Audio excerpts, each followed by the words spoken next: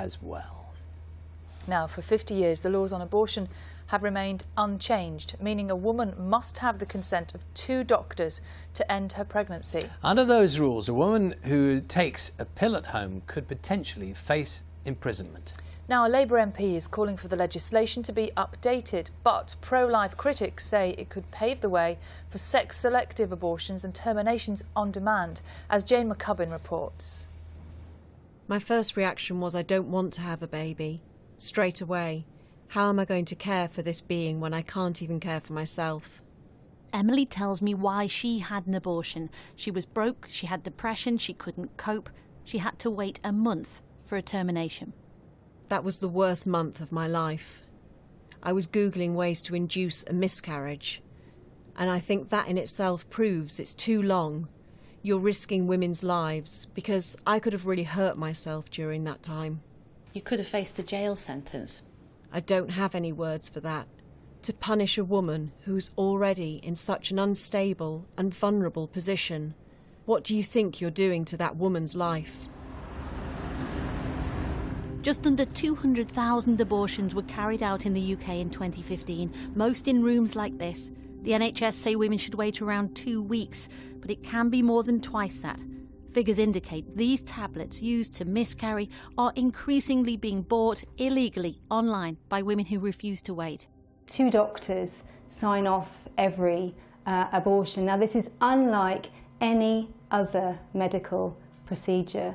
But no other procedure involves ending a life, and that's what's key here, isn't it? We're in the 21st century. We trust women to make decisions about their lives, about their healthcare, and abortion should be no different. But others say the delay that comes with not 1 but 2 GPs is essential when deciding the fate of not 1 but 2 lives. Many women go for that initial consultation, and by the time they come back actually change their mind. So it's an important step in the process to make sure women are making the right decision for them. Do you have any statistics to back that argument up? Well, we do know that about 30% of women who go for initial consultations actually never go through with the process. And the difficulty obviously with the termination is once you have done that, if it's a rushed process, you can't change your mind. Her office later said this figure had been given by a leading clinician. We could find no evidence of it.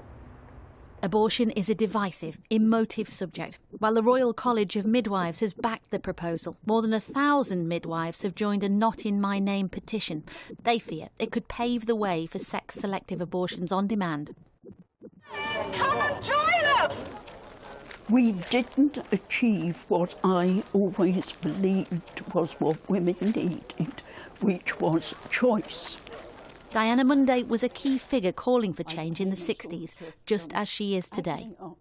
I was a lone public voice, but I was not a lone person who'd had an abortion. They were all there, the voices, but they were unheard, and unfortunately they still are. I am appalled. 50 years later on, we are still fighting for this. Oh my goodness. This is the hate mail. Yeah. She shows me the hate mail her campaign attracted in one file, but letters from women who begged for help in another.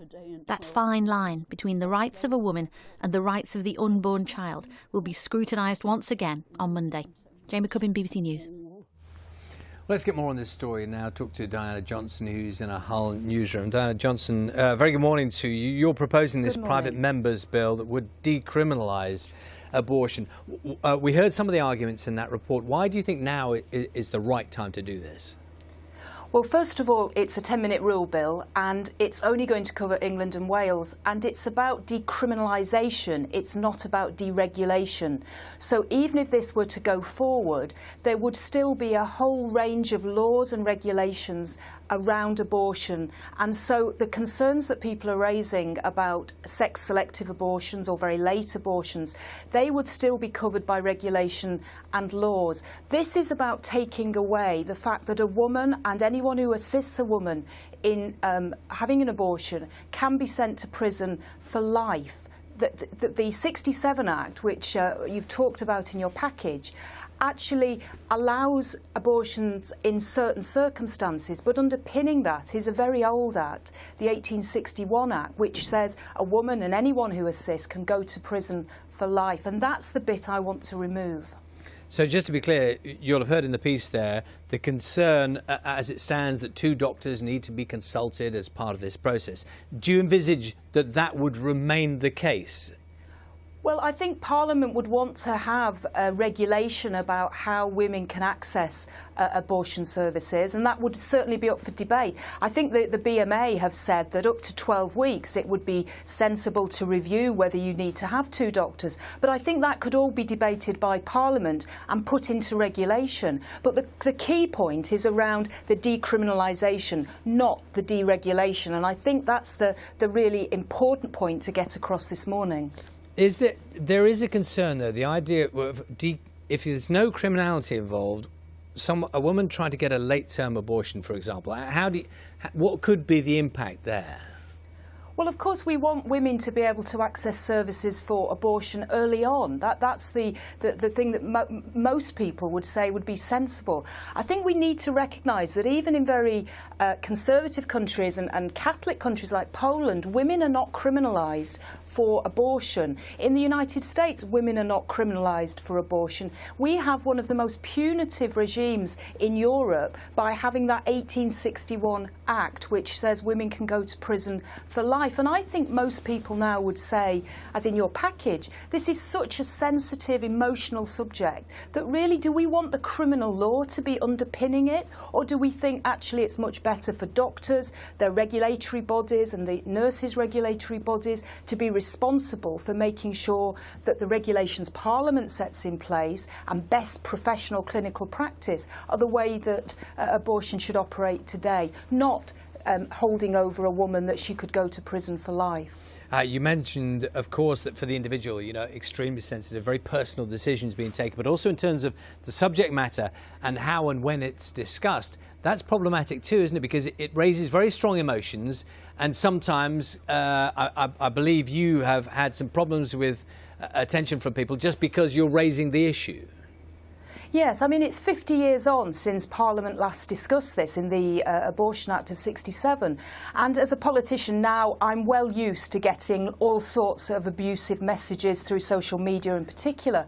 But of course, it's an emotional subject, emotive subject. And I've been called a baby killer for even raising the fact that we ought to decriminalise. And we know in other parts of the world, in Canada and Australia, parts of Australia, this has already happened. And we haven't seen an increase in late-term abortion. So I think it's right and sensible that MPs have an opportunity 50 years after the 67 Act to say, is the law still up to date and does it still apply to what we think should happen in our society? So, being a politician in 2017 can be tough, but you have to do what you think is right. Diana Johnson, thank you very much for your time this morning.